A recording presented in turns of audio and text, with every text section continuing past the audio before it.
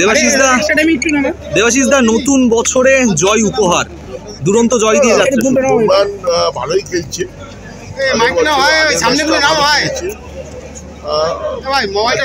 বেশি গোল হলে ভালো লাগতো, কারণ একটা বার পোস্টে লাগলো, একটা ফাঁকা চান্স মিস হলো।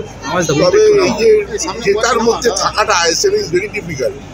আইএসএল এত শক্ত টুর্নামেন্ট, সেখানে যে জেতার মধ্যে যেভাবে আছে, এটা একটা credibility of the coach and the players.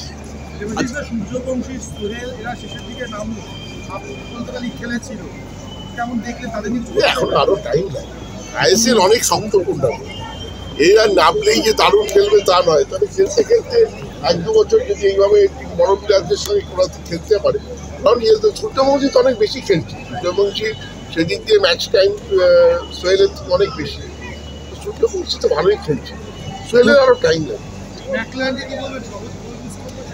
যারা স্ট্রাইকার ওখানে গিয়ে পৌঁছেছে, সে তো গোল মিস করবে, স্ট্রাইকার সব গোল করলে তো তাহলে তো 5,000 গোল হয়ে যাবে। দেবাশিস দা একটা ভিন্ন কামিন্সকে দেখতে পাচ্ছি আমরা,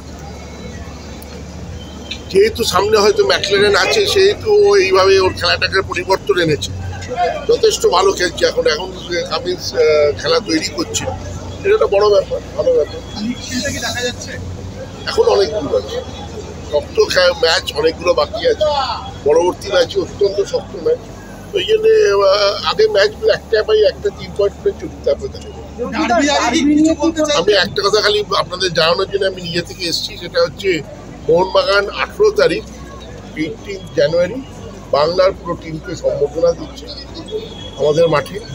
বাংলার যে সর্বস্থাপী চ্যাম্পিয়ন, সেটা আমি ওদের সেক্রেটারিকে ফোন করে জানিয়েছি এবং কোচকেও জানিয়েছি। আমাদের এজিএম আছে, ওদের এজিএমের পরে আমরা বাংলার টিম থেকে পুরো সম্বর্ধনা দেব। আর ডার্বি আমরা এখনো কোথায় হবে সেটা এখনো ফাইনালাইজেশন হয়নি, সেটা নিয়ে কথাবার্তা চলছে। তবে ডার্বির জন্য আমাদের প্লেয়াররা তৈরি হচ্ছে। Thank you Debashis.